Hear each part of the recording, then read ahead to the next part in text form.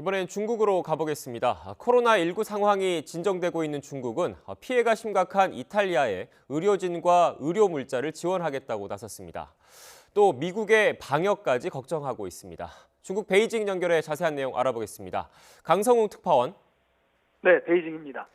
네, 우리나라에도 마스크를 지원한 중국, 이탈리아에도 의료 지원을 하기로 했다는데 그 정도로 여유가 생긴 겁니까?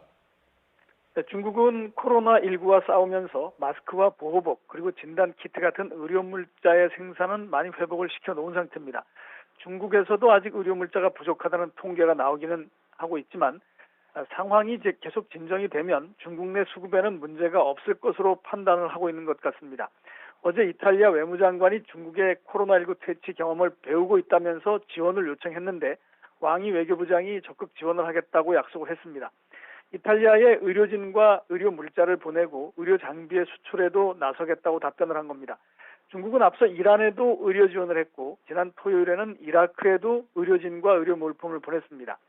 또 아프리카 국가들은 물론이고 파푸아뉴기니아와 피지 같은 태평양의 섬나라들에도 의료 지원을 약속했습니다. 중국은 이제 코로나19의 발병국이라는 오명을 벗으면서 아프리카와 중동은 물론 유럽 국가에까지 영향력을 확대하려는 시도에 나서고 있습니다.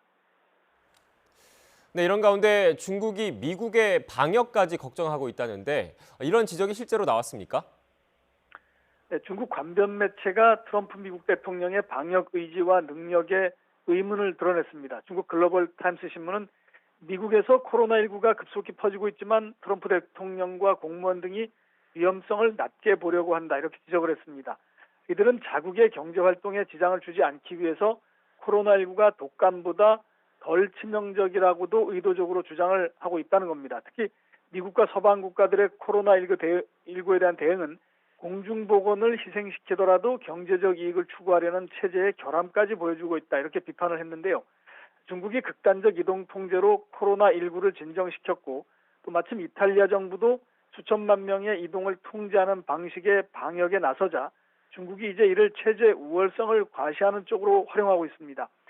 미국 뉴욕타임스 신문은 시진핑 주석이 자국의 경험을 세계의 본보기로 삼도록 하려고 하고 있다 이렇게 보도를 했는데요.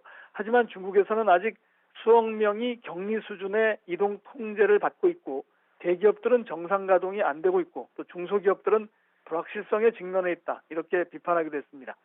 지금까지 베이징에서 YTN 강성웅입니다.